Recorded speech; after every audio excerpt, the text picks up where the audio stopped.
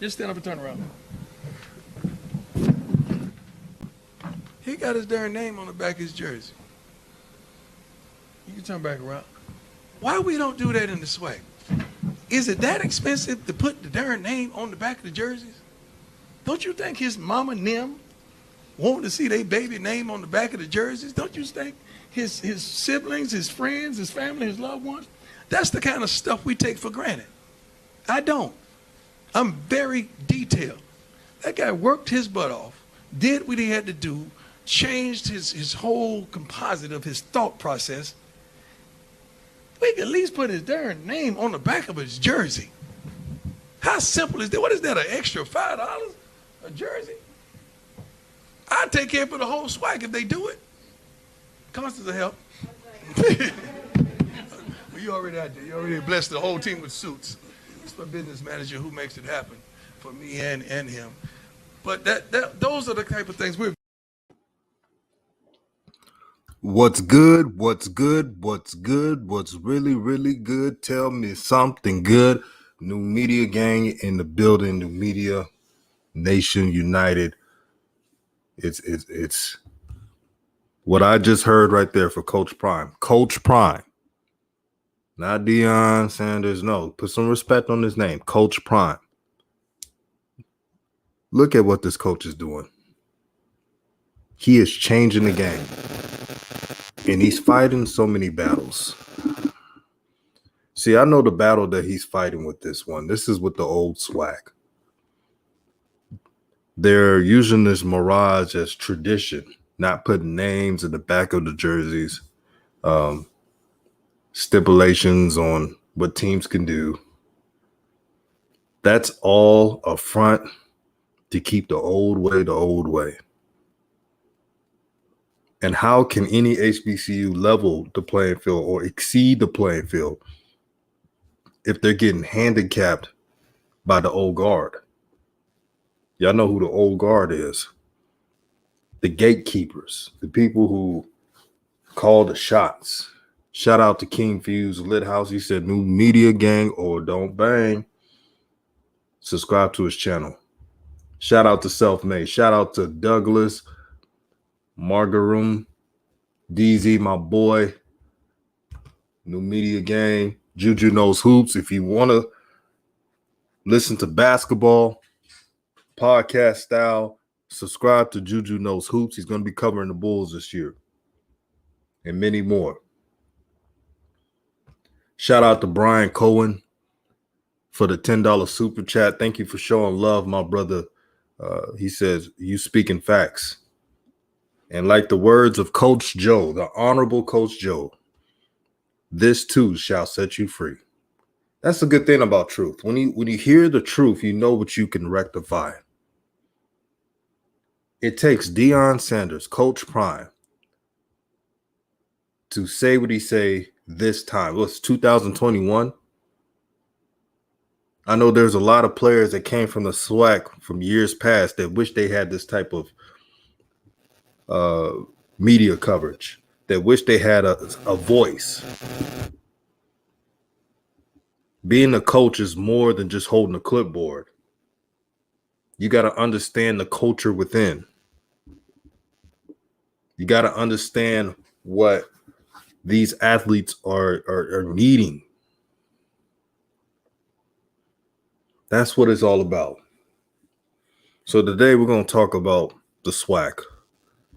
Looking at the SWAC games, Jackson State plays Tennessee State. Coach Eddie George and company. I expect that to be a hard-fought game. Coach George has a good defense, a team, and he just got here. If Coach George, you said there's some feedback. Let me fix it real quick. Much better. So if Coach George would have came to Tennessee State this spring, he would have had a better recruiting class. He would have had an identity for his team. Now they're just going off the fly. So I'm not really going to judge Eddie George's first season.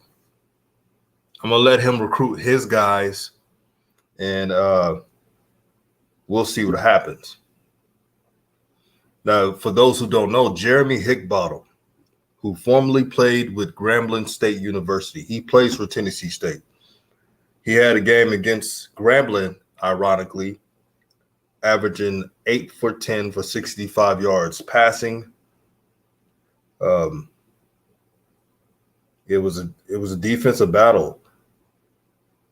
Couldn't get anything past Grambling. Grambling State has improved their defense. They're fast. They're physical. It was a tight game. For Jackson State, I want them to fix the minor stuff. Don't fumble the ball. No matter what, do not fumble the ball. You have a good defense. You have good receivers. The offensive line, pass blocking wise, has improved.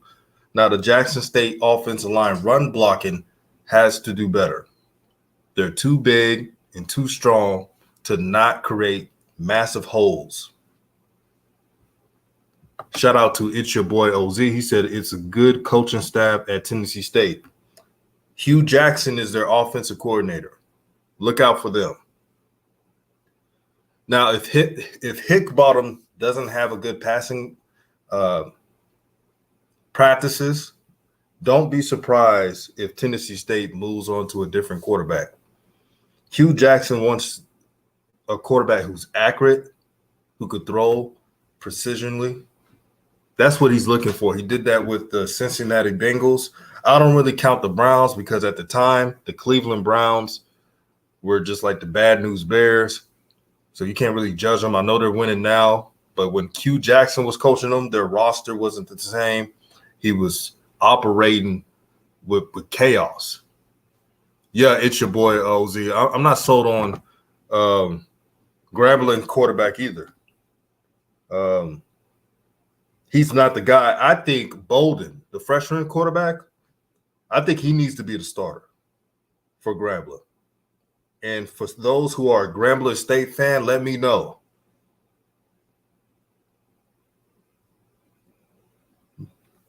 Looking at the film, I believe Bolden, he's 6'4", 205, 210 pounds. He's a true pocket passer. That's who Grambling State needs to go forward with. You see FAMU switch their quarterback. And watch. Since FAMU has made a quarterback change, do not be surprised if they go on a win streak. Do not be surprised. Saku says, Little Prime at quarterback looked very poised and mature. He should be a problem. Hopefully a Heisman runner-up in a few years. The sky's the limit. If Shadir Sanders did not have those two fumbles, people would have said, man, that's a great performance by a freshman. Did you know that Shadir Sanders had a 145.5% quarterback rating? He threw for 18 of 24 in passing.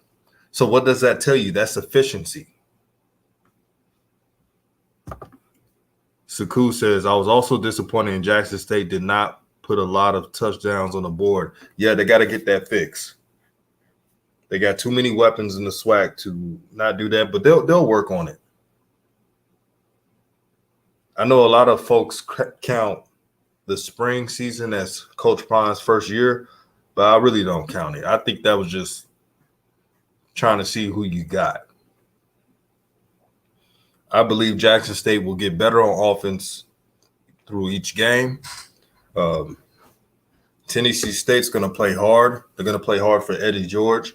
They're going to try to get their first win.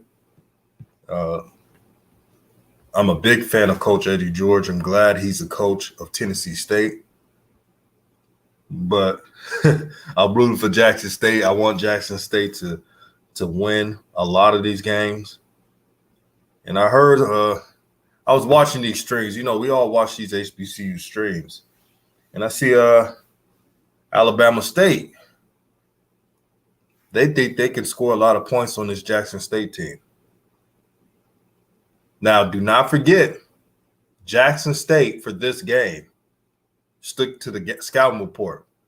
They're not going to play the same style of defense when they play against Alabama A&M. If you think that's going to happen, it's going to be a long night. It's going to be a long night. They know that Alabama A&M likes to air it out and that they have an elite quarterback in the Swac named Akil Glass. They know this. It's your boy OZ says, I agree that boy was groomed by Bruce Eugene. You know that means something. He got skills. He got skills, man. I'm telling you, Grambly, you better start Elijah. You better start Bolden, man. I'm telling you, I seen his film. I knew that, yeah, he's the guy. Elijah Walker, I don't think he's the one that can elevate Grambling State. Noah Bolden, number 0 on their team. The guy I told you about, the 6'4" quarterback. He's 6'4", 215, 18 pounds. If you're Grambling State, pull the trigger and let him be the quarterback. Because this was going to happen if Grambling State makes that move. Not only this year, but the next 4 years, they will have that go-to guy throughout the SWAC. If you have a good quarterback in the SWAC, it changes your fortunes. Look at Prairie View and A&M. Now, I'm not trying to speak too soon on that team, but they have a quarterback that transferred for Louisville, 6'6", 230, 225-pound quarterback. Those are the type of quarterbacks you need to like win games. You need a signal caller who is that guy, who if you're in trouble and you're playing a defensive team or you can't get any points, you know you're going to have some magic happen. Shout out to Juju Knows Hoops again. He said, hit the like button, share the video, share it with all your friends, your family, friends, and even foes. Share it throughout. Keep hitting the like button, subscribe, hit the notification bell, because you already know the notifications are on something. Let's see. Self-Made says Jackson State needs to switch up the running backs.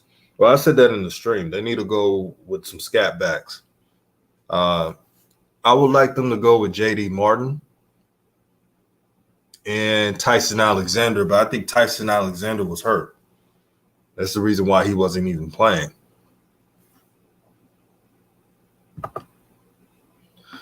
It's your boy, he says, Shadur needs to throw 35 for 40 pass attempts per game. He'll light them up. Oh, it's there. Man, I'm glad you stated that. If you don't have a running game, I'm sorry. You got to air that sucker out.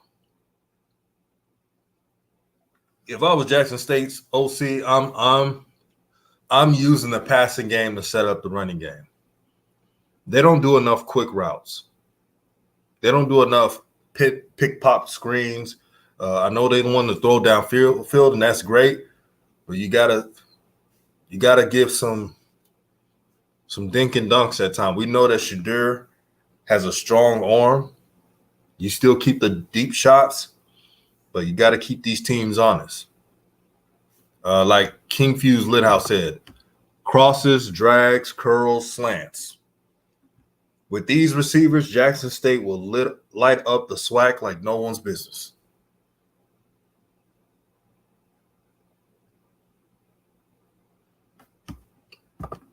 Says, I feel like because Coach Prime after this season, a lot of SWAC coaches going to get handed a pink slip if they don't get there with the new wave. They got to get with the new wave because these young kids are seeing it.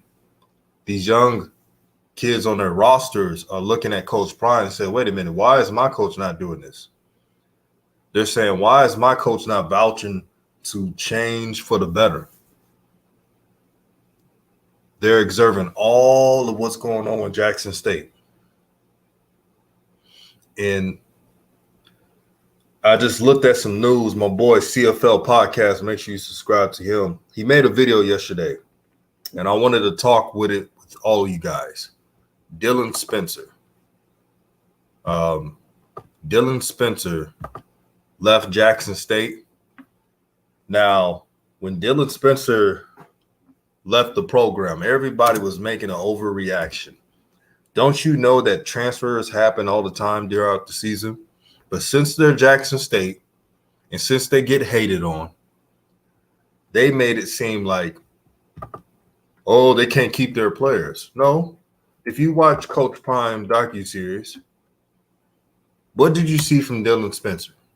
Dylan Spencer was the kid that he was emotional. I got to keep it real.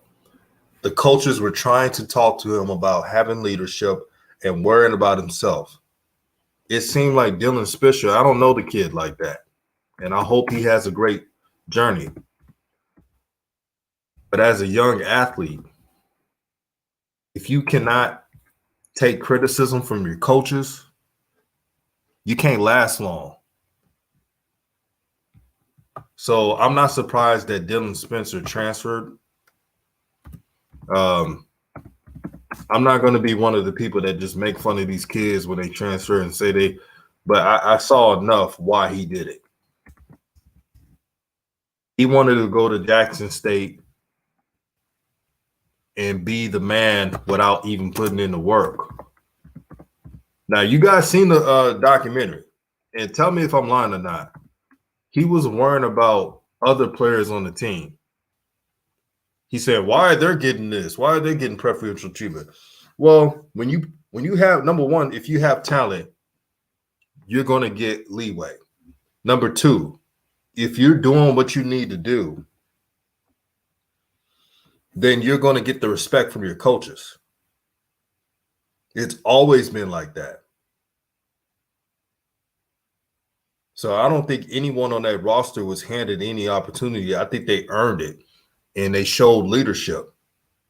They showed accountability.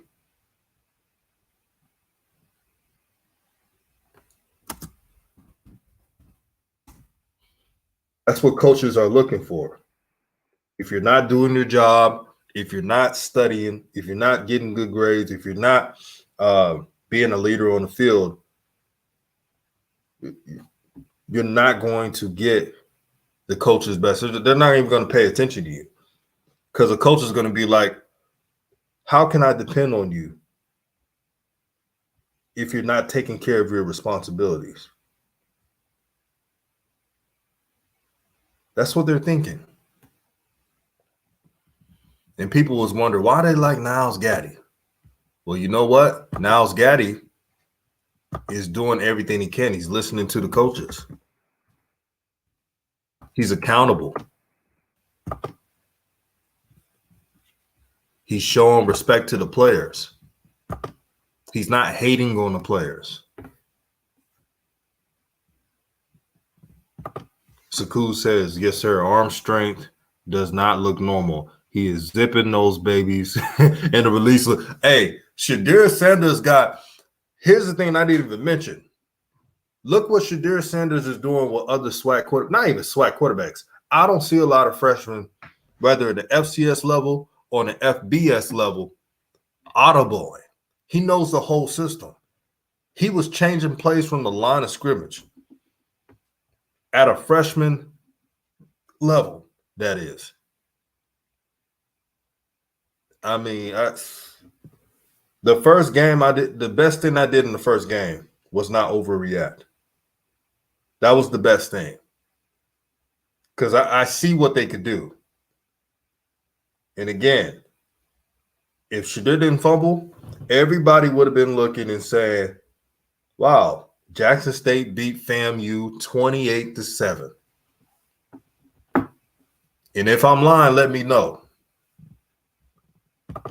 Saku, shout out to the brother Saku, man. He keeping them gems going. He said old media would say he is a scrambling quarterback, but I've seen a true pocket passer. He is a pocket passer. You know what's funny? When Shadir ran and he barely got the first down, there were folks saying like, man, I thought he was more athletic. Duh, he's a pocket passer. I knew that. Everybody else knew that, but they didn't want to know that. They didn't want to give him a respect of him being that general.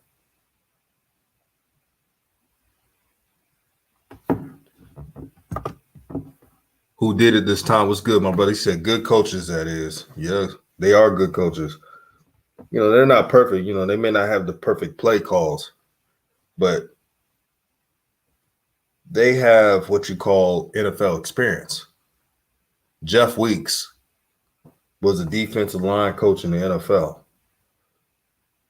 Dennis Thurman, the defensive coordinator, not only was a player in the NFL, but he coached with Rex Ryan. If you look at the Jackson State defense, it's variations of what Alabama Nick Saban does and what Rex Ryan does. What you call a 2-5 defense, where you got two defensive tackles and 4 to 5 linebackers, depending on what the offense is doing. So if it's like 5 receivers and it's an empty offense, then they're probably going to add a nickel or a slot. These are the intricacies of the game. It's your boy OZ says his pre-snap reads were correct every single time. Talk to him. But I thought he was it's your boy OZ. I thought they were telling us that Shadir was a game manager. How can you be a game manager with pre-snap reads so smooth as spin your head? Game managers do not have rocket arm that they can hit on a dime. And what about the drop that Josh Lanier had? Josh Lanier burnt a great safety, by the way. What's his name? Marquise Bell. And the other safety, Collier. It was in his hands and he dropped it. No one talked about it.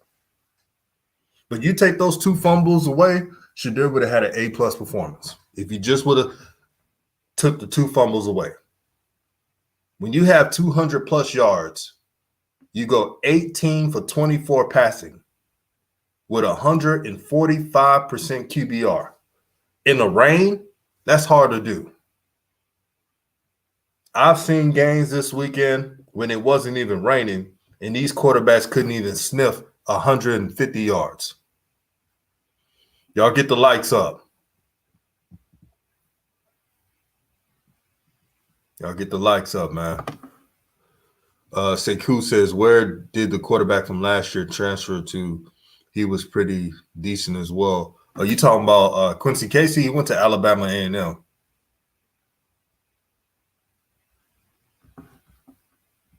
Y'all hit the like button, share the video. It's your boy OZ says, add the pass. He threw close to 300 yards. Yeah, if Lanier would have caught that bomb, it was right in his hands. Perfect. That's 300 yards. But here at New Media, man, we'll address everything. Because you go on these shows, they miss few details of the game. All they remember is the bad plays. So they're going to be like, well, he fumbled it 2 times. He really got family back in the game. They're going to say that stuff instead of pointing out what could have happened. There were incorrect. Y'all tell me if this is accurate or not.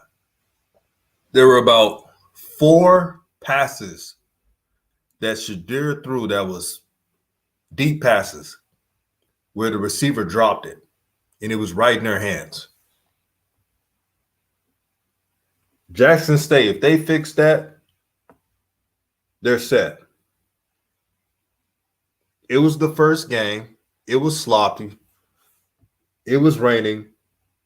The rain changed the whole game plan for Jackson State. They were going to air that sucker out from the opening snap.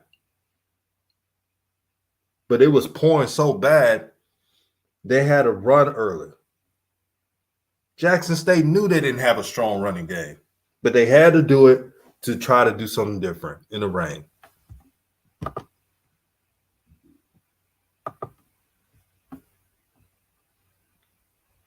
And I want to talk about the Jackson State defense. Now, we all know about Niles Gaddy, very athletic, has a lot of potential. What I want him to do more is use his hands more. He's too long. He got long wingspan, and I'm sure the coaches are going to address that. But I'm letting the Swac know, if you double team Niles Gaddy, James Houston is on the other side. He's a pass rushing linebacker. And if you let him get on a roll, it's going to be a long night. It's going to be a long night. You'll look back and say, damn, we should have we should have changed up the game plan. That's what's going to happen. But, man, we have a lot of games. Look out for Bethune-Cookman. Again, Bethune-Cookman almost beat UTEP. UTEP won by 10 points, really, because of some fluke calls. But Bethune-Cookman has a lot of athletes. They have a strong running game. They have a tougher schedule. This week they play UCF. UCF, as you saw this weekend, beat Boise State. Be on the lookout for Bethune.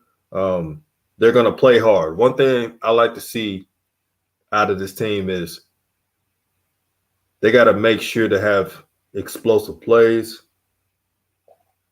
Their running back, Bird, number 5, he's 5'8", 170. He is a lightning bolt waiting to explode. He really took over the game against UTEP, and he's going to run all over the Swac.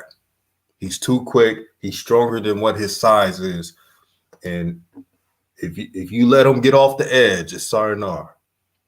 Rev says defense going to be like Alabama or the Swac. It is.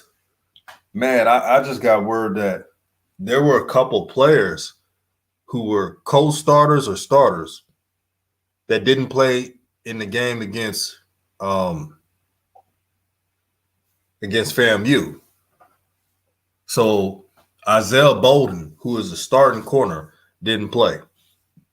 Also, Malik Abdul-McClain didn't play. And there was one more person that didn't play in that defense.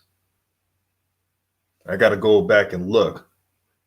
And Dejon Nugget Warren didn't play in the first quarter because he was cramping. So can you imagine a full roster of Jackson State's defense coming right at you? It's going to be a long night. Nick Riley says UTEP is garbage. Last year, UTEP in the Conference USA was just average. They weren't bad. They weren't good. They were average. But it's FBS. UTEP was picked to beat Bethune-Cookman by 20-plus points. That didn't happen. So you got to give Bethune-Cookman credit. It's not easy beating FBS teams. You coming from FCS level. The FCS has reduced scholarships, so there's no depth. Most of the times when you see an FCS team play an FBS team, when they lose in the second half because they ain't got enough bodies. They ain't got enough depth. Nick Bradley says JSU would be all right. They have at least 4 NFL players on that defense right now. I truly believe so. I saw a couple of NFL. Shiloh Sanders, NFL. Dejon Warren, NFL. Aubrey Miller, y'all got to give respect to Aubrey Miller, NFL. And one of those guys probably a tryout player.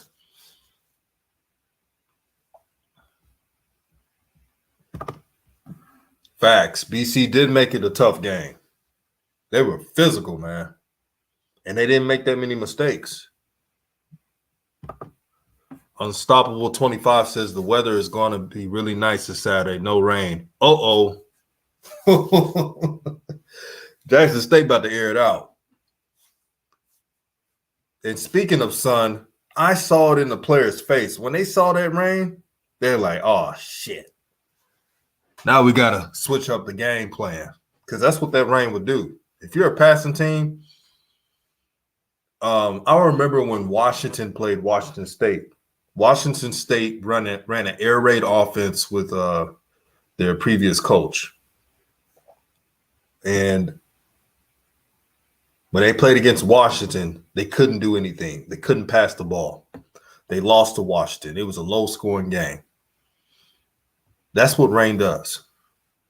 If you're a passing team, the passing is obsolete. When I was telling a couple of friends that Shadur having 200 plus yards in the rain and no interceptions was amazing, they're like, that doesn't make any sense. But when I explained to them about other teams playing in the rain and how they can't even get 150 yards, they understood that that's difficult. It's not easy.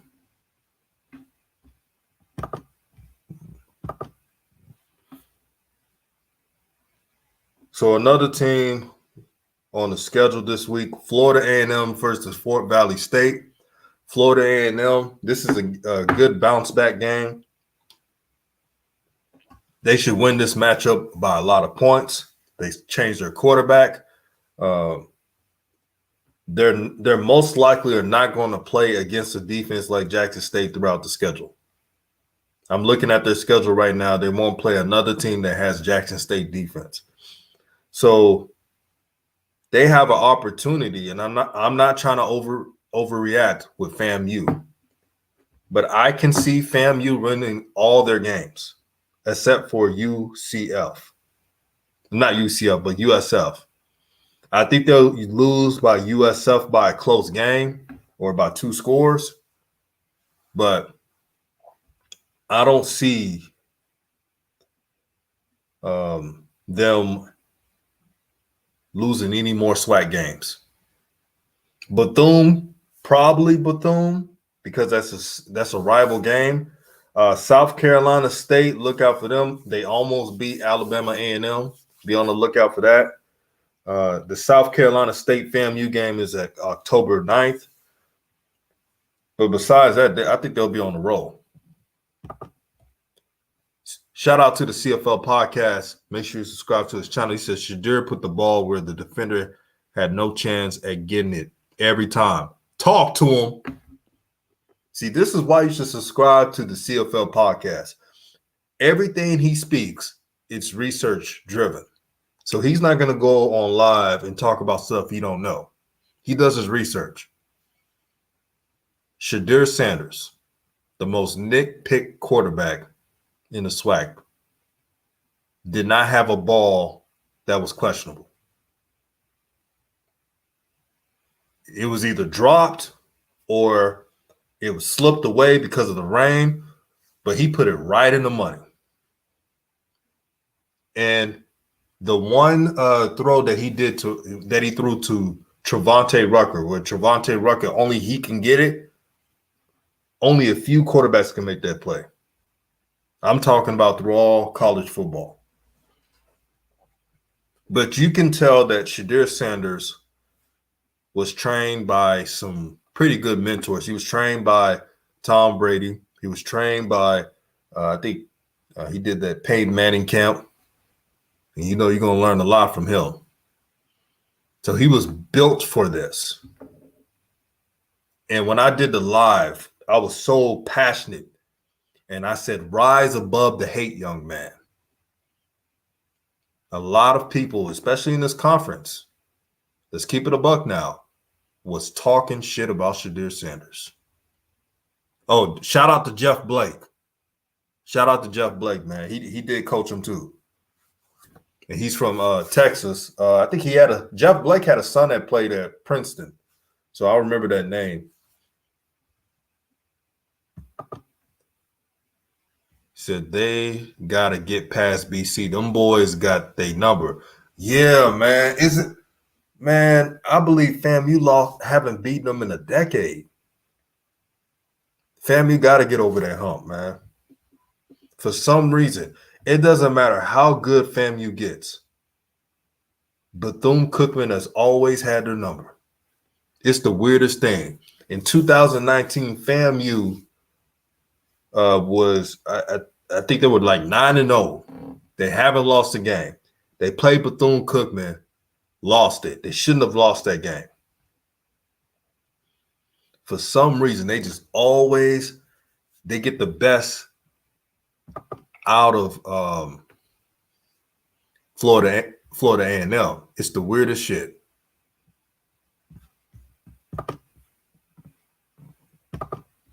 So, It's your boy says Jeff Blake was his personal quarterback coach in high school. Yes, you're right. During his time at Trinity Valley Christian. Uh-oh. Now, that's the elephant in the room right there. What's on the screen? Now, I didn't want to say it first, but I'm glad you guys stated it.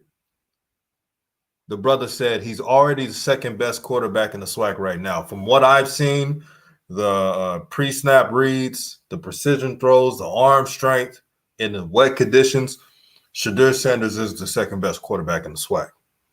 Now, it's not really saying much because I don't see too many good quarterbacks in the SWAC. I'm keeping it a beam with y'all. Thunder says, what do you predict their record would be? That's really too early. I'll make that prediction after the Louisiana Monroe game. If they beat Louisiana Monroe, that would tell me what their record would be. Shout out to the Urban Network, man.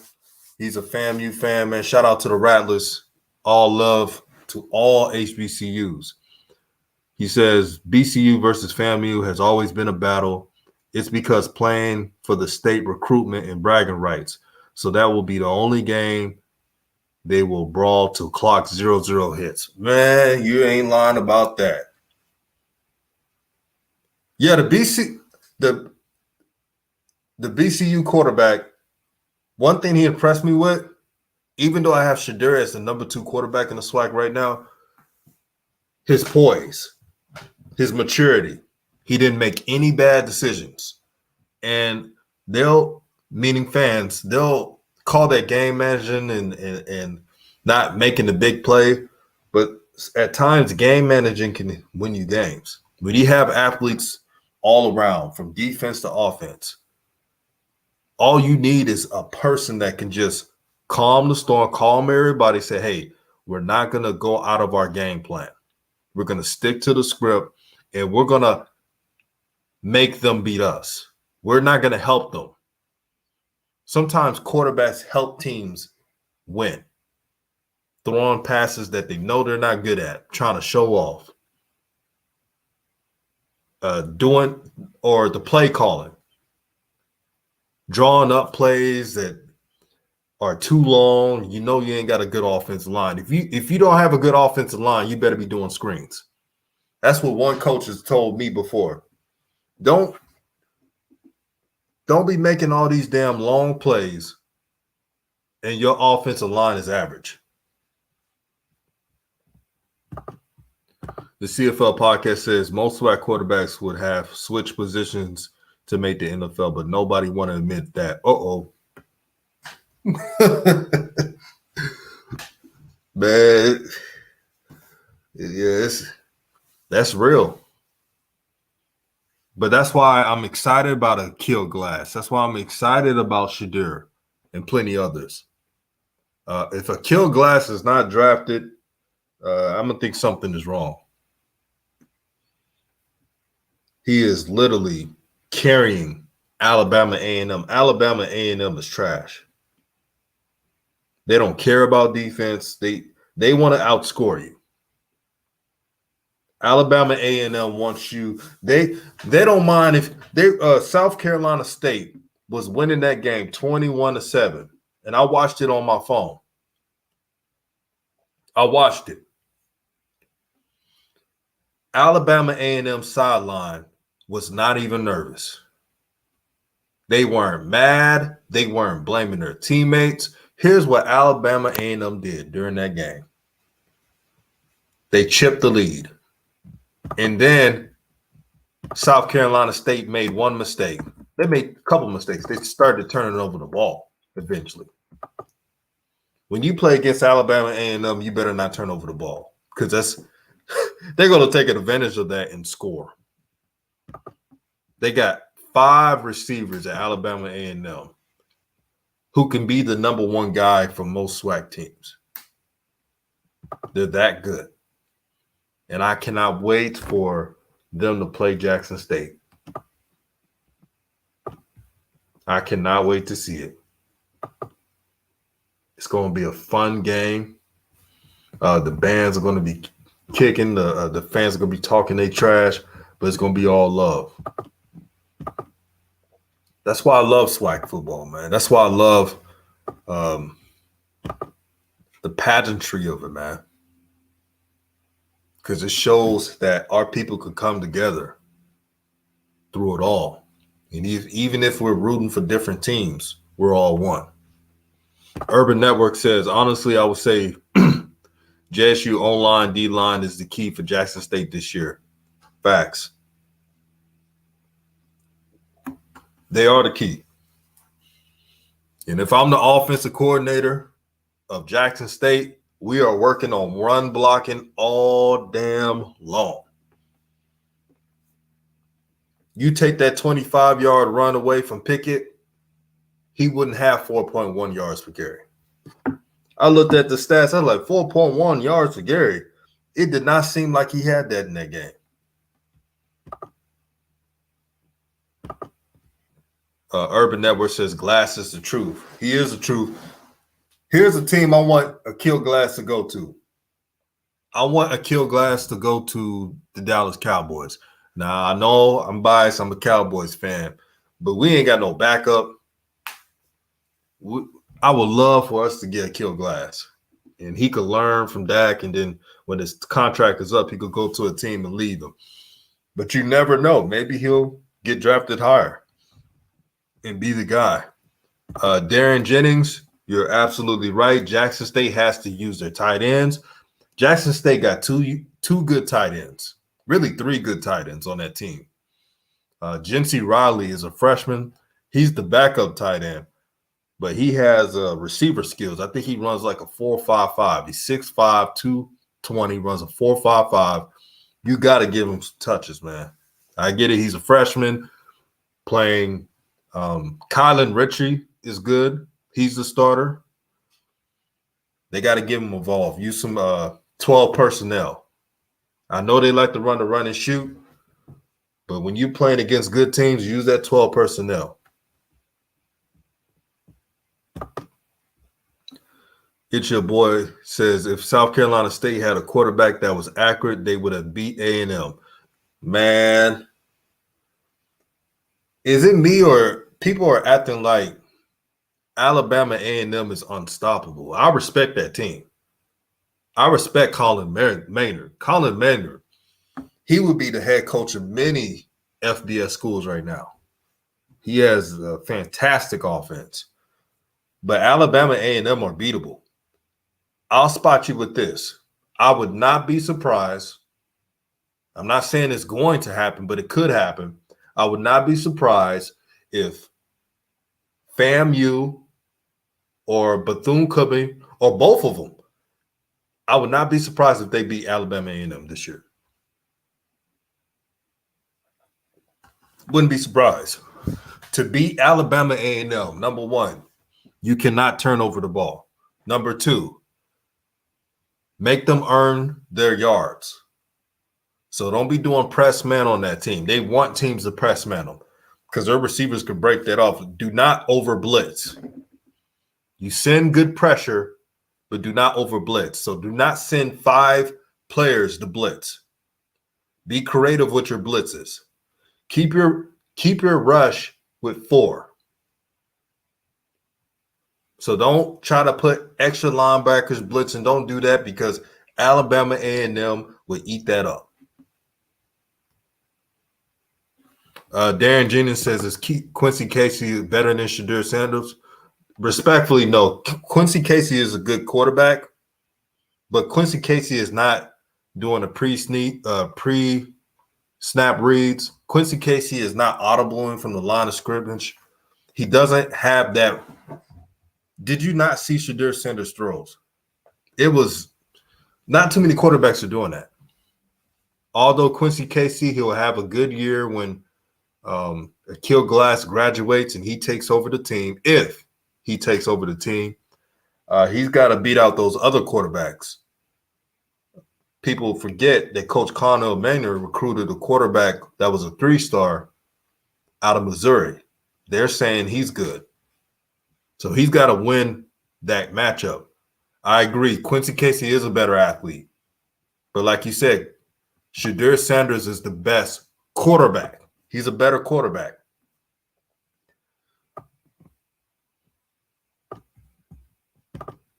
Yeah, shout out to Cam Silman. Man, he was a dog, man. He wasn't even supposed to be the starter in that game. That's the crazy part. That's how much depth Jackson State is. Jackson State's dealing with minor injuries and undisclosed stuff that's happening. You know, probably someone had COVID or something why they didn't play. But he filled in just fine and did his job. That's when I knew this defense is real. When you can have backups come in the game and cause havoc, and they're going to be doing that throughout the Swac. That's why King Fuse Lithouse Rev stated that Jackson State is the Alabama of the Swac. They got 3 different lineups they can do, probably more than that. They're 3 deep. The CFO podcast said the offensive coordinator for JSU needs to open up the playbook. No more forcing the run. It's not their strength. You got all the dogs at receiver. Just have them blocking. Shaking my head. Talk to them. Talk to them. All that damn running the ball. You ain't got no run. I was pissed off in the game because you got all these athletes, man, and they didn't even utilize Shane Hooks. Jackson State didn't even utilize Malachi Wideman. They got to air it out, live and die with that this season. Air that ball out.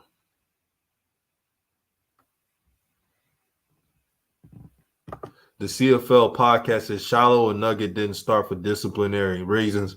I think that was just for Shiloh, but somebody stated that Nugget had cramps.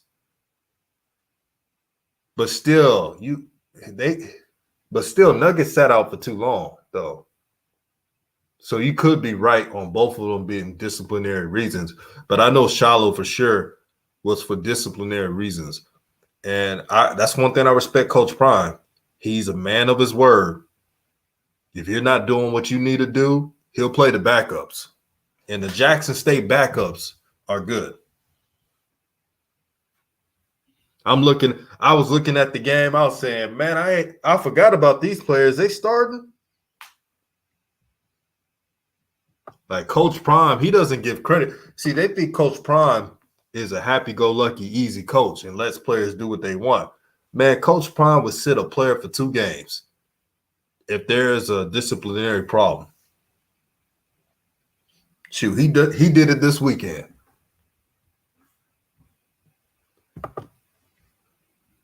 I saw CJ Mayo. I saw Shane Hooks like on the field, but they didn't utilize him.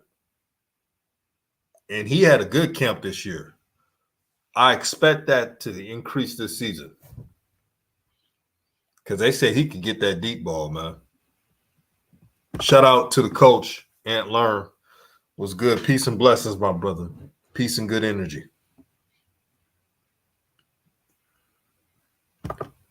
Darren Jennings says, wait until Coach Prime recruit 2 more classes. Oh, man. Watch this 2022 class. Now, word on the street is that they're watching to see how Jackson State plays this year. Like how they look. Like, do they have an identity? Can they be better next year? If Jackson State has a winning season, this 2022 recruiting class could be even better than this past class that was ranked number 55 in the nation of all football.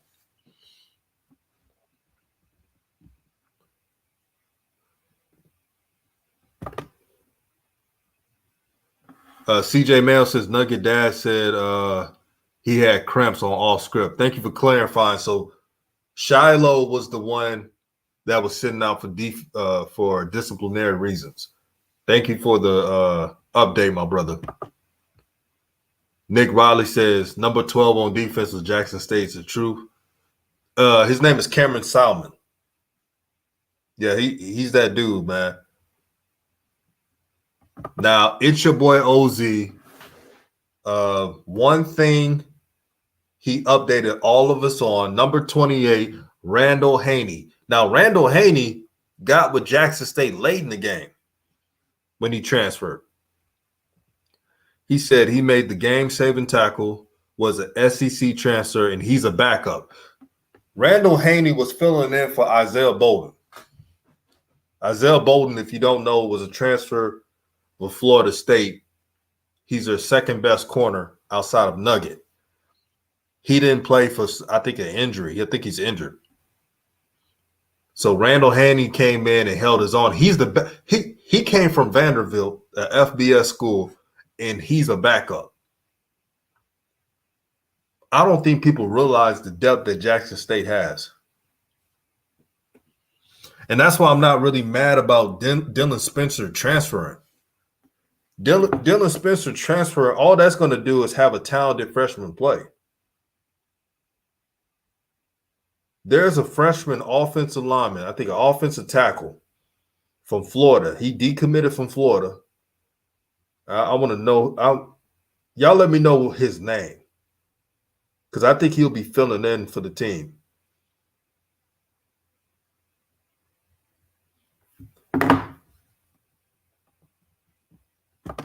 Oh, yeah, Nugget Dad was mad, man. One thing I appreciate about his father, man, because I was looking at the show, he don't make any excuses for his son. And that's just how my father was with my brother. For those who may know, my brother played Division I football. My father was the same way. He ain't made no damn excuses. If he did not produce, he gonna let you hear it. He gonna let you hear it. Okay, I got the name down. So they got Javonte Gardner, who's a 4-star, on that roster. 6'5", 320 pounds. I think he'll fill in just fine. Here's the reason why Dylan Spencer transferred. And they ain't gonna tell you this shit, but I'm gonna say it. I don't know if you notice, Dylan Spencer was benched after messing up on 2 plays.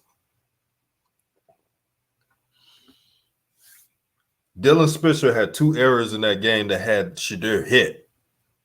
So they made a change. Instead of Dylan Spencer taking accountability of not playing right, what did he do? He transferred. He didn't talk. I'm sure he didn't talk to the coaches. I'm sure he was like, man, is there a way to make this right? Because if you watch the documentary, what did you see from Dylan Spencer? Oh, I don't need to be here. Y'all needed me. He told the coaches that. And there were people in the comments saying that Coach Prime was being too harsh on him. How? Any athlete that talks to a coach like that and say, you need me, that's arrogant. I came to the HBCU. I didn't have to come to no HBCU school. That's what he said. And that's why he left Missouri. It all makes sense. But Coach Prime was trying to help him. Coach Prime was trying to. There was one video on the Coach Prime show when he talked to the 2 offensive linemen about, hey, man, the goal is to get y'all in the NFL. He's literally trying to help these players out. But like you said, Nick Riley, Dylan is a hothead. I can notice a hothead when I see it. I don't need to go to I didn't need to go to a HBCU, but I did anyway. Y'all need me. Please. If you don't want, this is for any athlete. If you don't want to help level the playing field, if you don't want to give your heart, your soul, your spirit to the cause, then don't go to a HBCU. This movement right here, this is only reserved for dogs. This is only reserved for people who want to make a change for the greater good, for the kids can have a better journey than everybody else. And that's what Dylan didn't realize is not about him. You got to want it to be great. Man, I would have loved to have a coach like Coach Prime, who was very tough on me and was letting me know, look, this is how you get to the NFL. You're not going to get to the NFL playing this way. I would have loved to have a coach like that didn't sugarcoat with me. And it seems like Dylan Spencer wanted Coach Prime to sugarcoat everything, to tell him everything's okay. You didn't mess up. He missed 2 blocking assignments and did get mad at Coach Prime for benching him. Why should he keep you in the game? So the quarterback could get hurt? CJ Mail says he got hate in his heart. He a grown man. It's something wrong with that kid, man. I'm praying for the brother because I want all these young athletes to succeed in life, man. I want them to have everything right. But they always doing to our brothers who are coaching. Y'all realize that? Do you really think that Dylan Spencer would have done that to Nick Saban? Hell no. Do you think that Dylan Spencer would have said that shit to Dabo or any coach? No. But when they yearn for the complexion, for the protection, they started to act different.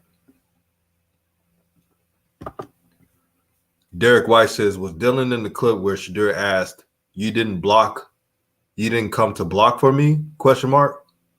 Yeah, Shadur did say that.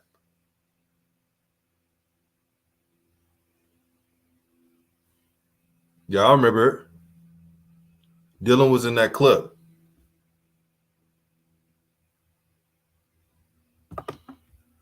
Urban Network says, if you can't be told what you did wrong, then you can't be praised for doing right. Discipline. All true, my brother. Some of these players, they want to be told everything they do right, and that's just not how you get better. Example, Michael Jordan. When he was playing for Dean Smith back in the day,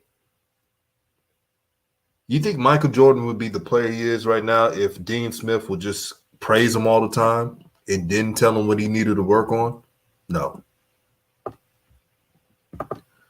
It's your boy says Javonte Gardner. Yeah, they got depth. They got Javonte Gardner. They got another freshman who's a 3-star. They got options. Jackson State's pass blocking is really good. They just need to get that run blocking set.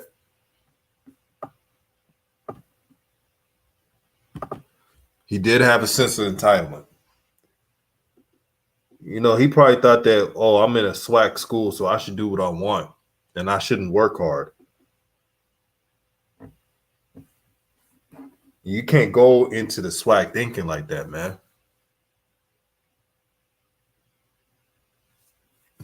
Because Coach Prime said in a lot of his videos, I'm looking to replace you. You know why he states that? So these players don't be comfortable. So they don't think that the SWAC is so easy, that the FCS is so easy. They come into the FCS, oh, I don't have to do all this. It's the FCS. I don't have to play hard. I don't have to give it my all.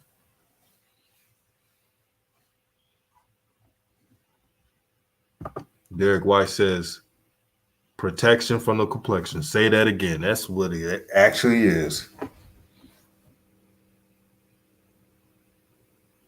It's tough being a black coach, man.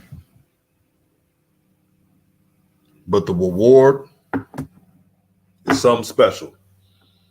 Because throughout the hard work, you look up and say, look what I've done.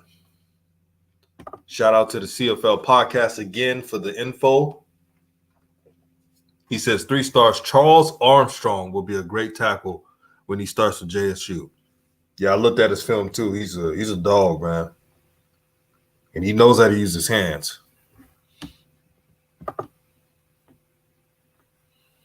CJ Mayo says he think of him being in Jackson State means something. Yeah.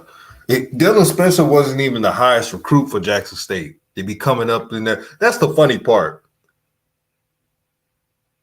Like, Dylan Spencer wasn't even a top 10 recruit at Jackson State.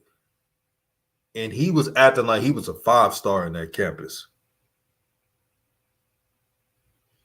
Like he was the ultimate, like the last Don or something, man. He came up. He said, "Where's my flowers? Where's my carriage?" He came in there like he Ron O'Neal. Where's my money? I'm like, dude, you're a 3-star. You're not a 5-star. Coming up in here questioning your coach. And I respect Coach Prime for that. And also, shout out to Tony Gray. Now, in that documentary, Dylan Spencer was hating on Tony Gray, talking about how the coaches like him and they're going to side over him. Well, Tony Gray came in, he put his head down, and he worked. Tony Gray showed leadership skills. Tony Gray, I think he has one of the best grades on the team academically. I seen him in the spring, and he was the only bright spot on that offensive line. So, of course, the coaches are going to like Tony Gray. Why wouldn't they like? You think they're going to like a player who's questioning the coaching staff, who's acting like he's better than the players on the roster, even though he's not even a top 10 recruit on their recruiting class? Like, get the fuck out of here. Excuse my language, but that's cap, man, what he's doing. Now, I wish him the best, but I've seen that before. I got friends who are coaches who coach players that think they're better than what they are. Trust me, if Dylan Spencer was that dude, if he was a 5-star, yeah, the coach is going to call him and say, hey, let's work this out. Because you a 5-star tackle, you don't want them to transfer. But Coach Prime was like, hey, don't let the door hit you. Will the good Lord split you? Shout out to Red for that. Make sure you subscribe to his channel again. He be spitting them gems. Derek White says, didn't Coach Prime talk to his parents in the docuseries? Sad ending. Could be something we don't know. That is true as well. That is absolutely true. King Fuse Lithouse said, it's deep up in here. Uppity up. Shout out to the New Media Game. My dog, the CFL podcast, says Alabama and Clemson will tell anyone that they will actively replace you. Nobody criticizes them for it, but people going to be mad at Coach Prime for saying it. That's just the nature of college football. Talk to him, CFL. Talk to him. Right there. What he just said, what CFL podcast just said is so true. It is all competition in college football, especially in the FBS. Do you know that a player could lose their scholarship if they get injured multiple times? I've seen that before. I had friends who was on a Division I program, had an ACL injury, had to rehab that, and then had a meniscus tear the next season. His scholarship was gone. They were trying to talk to him about, we could do a partial scholarship. We could gray shirt you. He had to leave. It happens. So the blue bloods could do it, but these black coaches who are just trying to create a winner, they can't do it. Get out of here with that.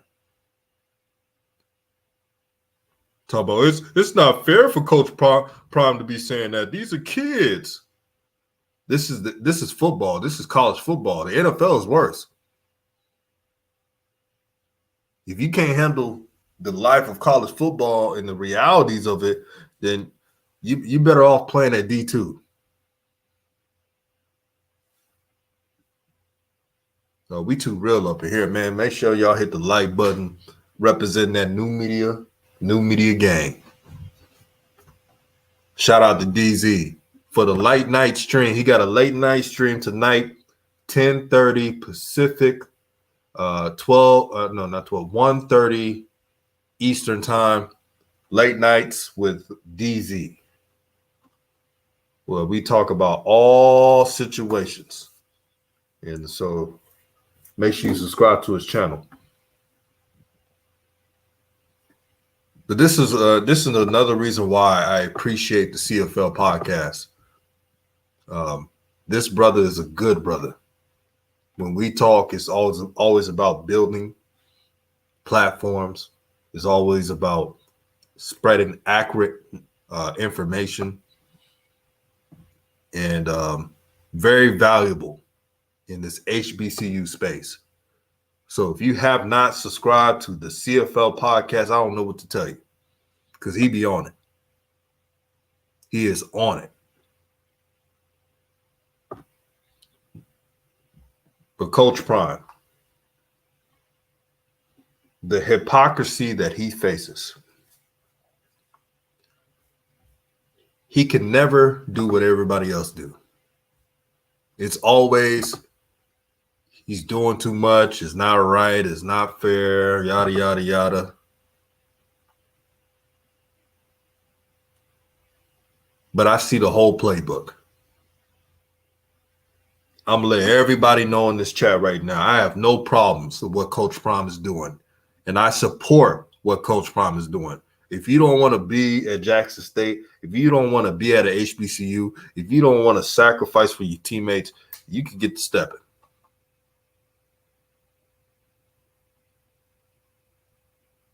There was a player that was a walk-on. I think he got a scholarship now, named A.J. Petty. A.J. Petty was last in the depth chart until a couple of practices. A.J. Petty came in the game and blocked the kick. If A.J. Petty did not block that kick against FAMU, FAMU would have made that kick. Their kickers and punters are all Americans in the FCS. But he played because he gained the trust of Coach Prime.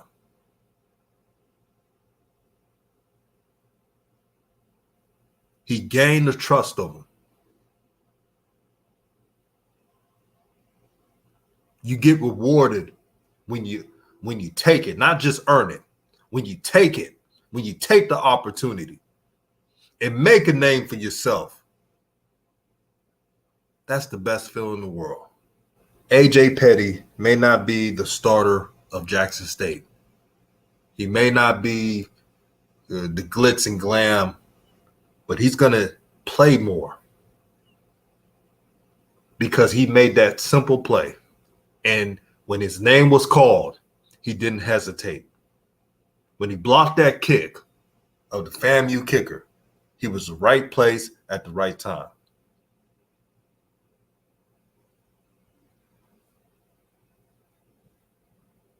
That's what Jackson State is doing, man. CFL podcast says, shit, D2 the same way. I lost my scholarship my freshman year after my coach got fired. No college program will baby any player when money is involved. I should have said damn D3, but they probably do the same shit, bro. They probably do the same. They probably do the same thing. You know what? And that brother that transferred, he don't deal with similar situations.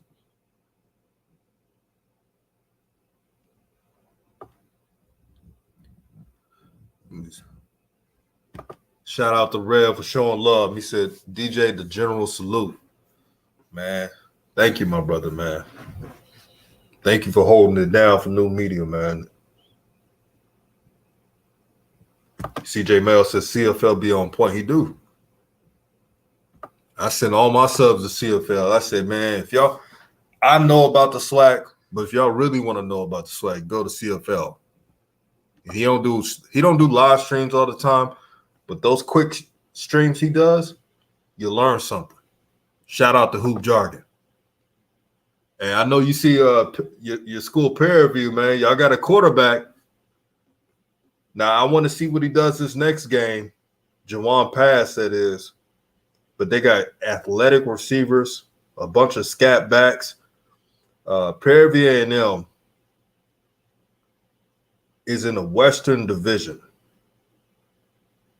There's a chance for them to make some noise. Now, Prairie View A&M is playing against University of Incarnate Word in San Antonio. Incarnate Word has a young quarterback named Cameron Ward. He won I think he won the Jerry Rice Award for the best freshman of the FCS. Last game, he had 352 yards, 4 touchdowns. That's going to be a tough matchup. If Prairie View can win this game, then I'll be sold of Jawan Pass of winning the West. But Pass got that skills, man. And I know I said Shadur's the second, but if Pass keep doing these performances, you never know. You never know. Because he has the tools. I agree with you, Hoop Jargon. Jawan Pass, he needs to work on immediate passes. His deep ball is good. Kay Loftus says UAPB winning the West. They got that defense. I'm not going to sleep on them. But don't overlook Prairie View A&M. I mean, Hoop Jargon. Jawan Pass was sitting there like a statue. And one of the defenders hit him. He didn't get down because he's so strong and was able to get the ball off, through for like 40 yards in that play. And that's when I knew. I said, they have something there at PV. They got to string up some games. I got to see how they do against Incarnate Word. That's going to be an offensive battle.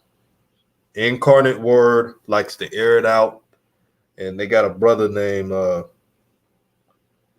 Big. I can't say his name right. He's from Louisiana. Trevor Big. That's their go-to receiver. Prairie View and them got to slow him down. But they run a spread offense. If the passing game's not going for them, look out for Kevin Brown for Incarnate Word. He had 120 yards and 2 touchdowns in the last game.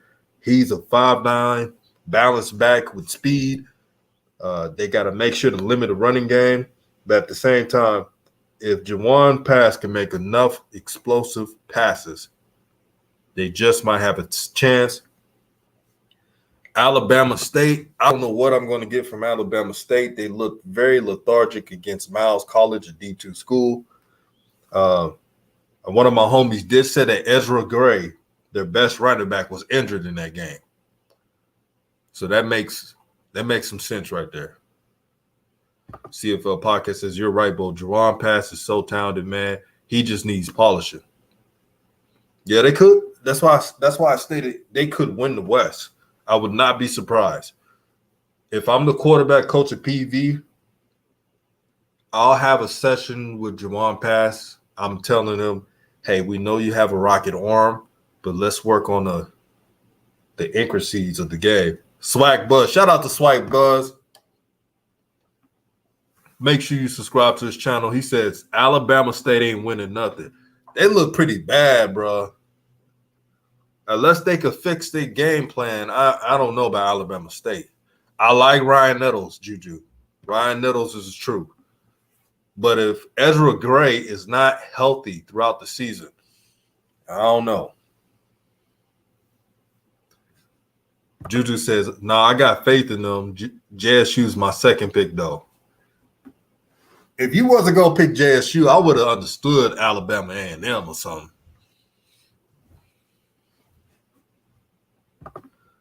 It's your boy OZ says PV could win the West this year. Oh, I won't be surprised. Not one iota. Man, we're going to have another show. I want to have another show of SWAC weekly predictions. I was surprised nobody said Alcorn. Alcorn laid an egg against North Carolina Central. I don't know if there's many people confident in that pick. They're playing against Northwestern State. Northwestern State lost to North Texas 44-14, but they could be better than what that score was.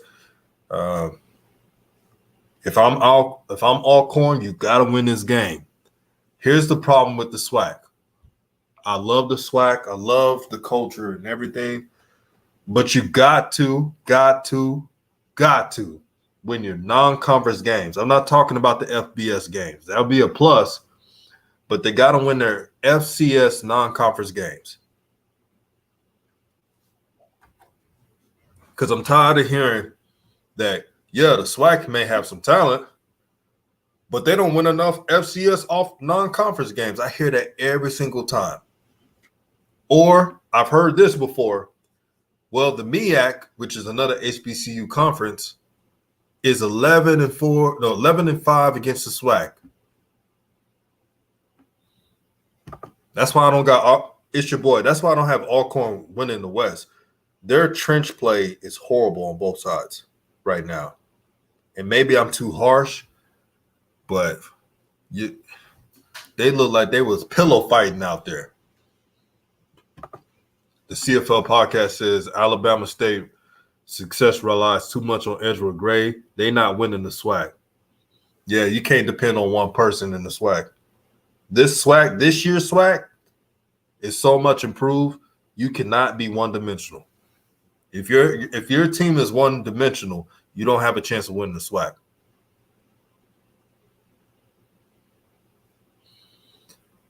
Hey, K Lofton, who's your team again? Let me know who's your team.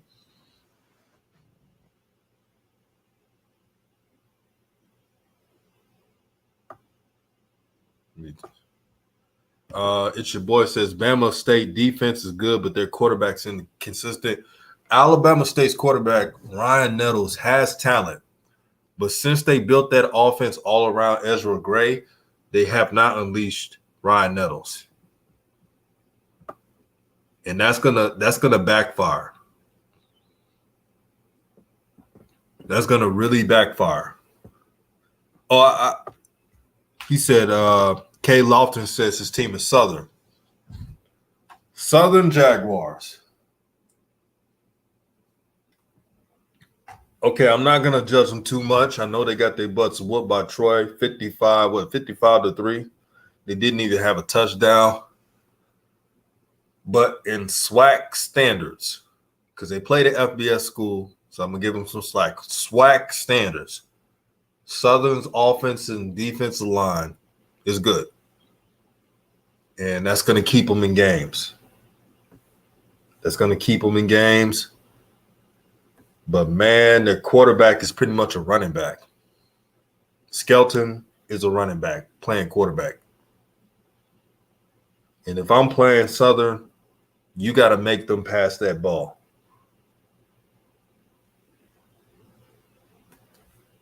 Swag Buzz says Southern going to be middle pack this year. I saw them against Troy this past weekend. It didn't look good. Now, I don't want to give them that excuse. Oh, they were playing the FBS. Bethune-Cookman played a middle-of-the-pack Conference USA team, UTEP, and only lost the game by 10 points.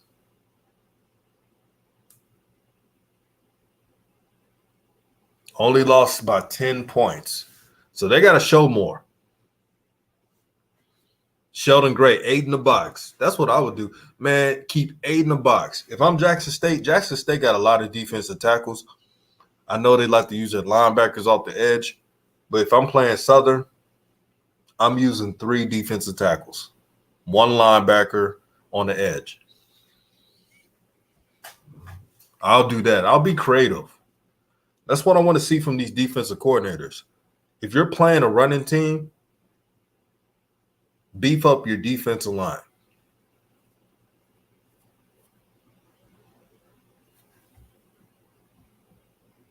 Urban Network says Bethune-Cookman for the SWAC East. Let's go Wildcats.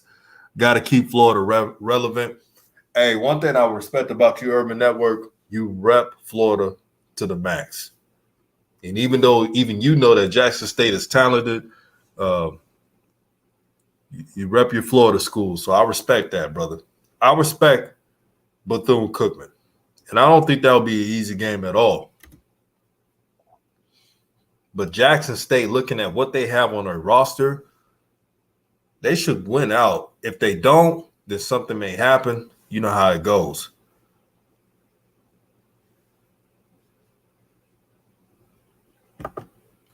Who Jargon said we gonna run them back to Baton Rouge. Oh, Who Jargon talking that bad. K. Loftus says Southern played Memphis in 2019. Every time Southern made a play, the refs threw a flag. Man, these refs. It's your boy says they should have made Skelton switch positions a long time ago. Can you imagine if Skelton was a running back for Southern? That's a problem. That is a problem. Now, I'm not sold on Southern. I know they got the trench play. It's that Troy game. That Troy game exposed a lot on Southern. They expose a lot. And if I'm Jackson State, FAMU, and all these other schools, really the players that got the personnel to slow down Southern, I'm looking at that film nonstop. Yes, Swag Buzz. That's why I said on this video earlier, I won't make a prediction until after that game. He says, I want to see how JSU does against University of Louisiana Monroe. That will tell me a lot.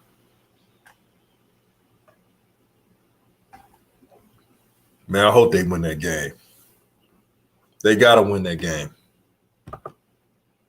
Like, if Jackson State was playing an FBS team that was just okay, then you could cut them some slack. Like, hey, they were playing against Baylor. That was an FBS school. But UL Monroe, they lost all their games last year. And I know we got the transfer portal going on. They most likely had different players now that they had last year. I checked UL Monroe against Kentucky. They didn't look good, but I'm not trying to judge. They got to win that game. Urban Network said that's facts. But yeah, tomorrow I'm going to be live streaming the Dallas Cowboys game. Pull up to the cookout and shout out to the New Media family, New Media gang. Shout out to Rev. Shout out to Coach Joe. Juju Knows Hoops. The Pope. B. Frank, may subscribe to his channel. DZ King. Urban Network said go Bucks. I'm not surprised. What about the Dolphins, though? You said the Dolphins ain't win shit. He said, I ain't giving the Dolphins no love.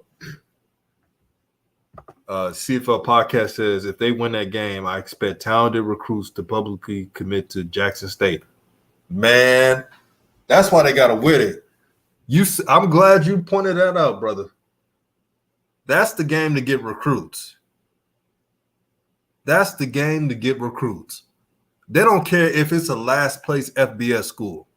If they see a FCS school can beat an FBS school, the recruit will be like, wait a minute. I got to take them seriously now. CFL says, oh, don't tell me you're a Cowboy fan. Let me guess. Are you an Eagle fan, bro? I think my boy Rev is an Eagle fan too. Oh, man. Don't tell me if you're an Eagle fan, man. I'm worried about that game. I'm going to tell you why. Zach Martin, who's our best player, like Zach Martin, when he retires, he's going to be a gold jacket guy. They're saying he probably won't even play this game. Oh, you're a Titans fan. Okay. I like the Titans this year. I like the Titans. They got Julio. They got Derrick Henry and A.J. Brown. They better win double digits this season.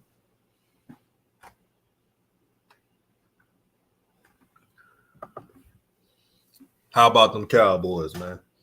Being a Cowboy fan, I ain't gonna front, bro. It's annoying. Like, I root for my team because all I've known is rooting for the Cowboys. But I don't like that they don't have no structure. I don't like the fact that the owner Jerry Jones wants to be the GM of the damn team. And then I can see why people hate on the Cowboys. We got content creators just saying some bullshit. The Cowboys are going to win the Super Bowl. I want them to win a Super Bowl this year. But damn, we don't even have a too deep roster. Like, when I look at the Bucks, that team has a too deep roster. The Buffalo Bills have a too deep roster that could win it all. The Baltimore Ravens, shout out to Lamar Jackson, has a too deep roster. The Cleveland Browns have a too deep roster. If you don't have a too deep roster, you cannot win it all. That's what the Cowboys got to get fixed. DC for life, no doubt. Cowboy Nation. So tune into the stream tomorrow. I'm streaming the game. The game starts at 5:20. So I'm going to do the stream at 5:05 to get everybody in the panel to talk NFL. Peace and blessings to everybody. This has been a productive, great stream. Share the video to all groups, Facebook groups, Instagram, Twitter. Share it with a friend, foe, or someone you may know. Thank you for the love and support. Thank you for the positivity. New media gang, and we out.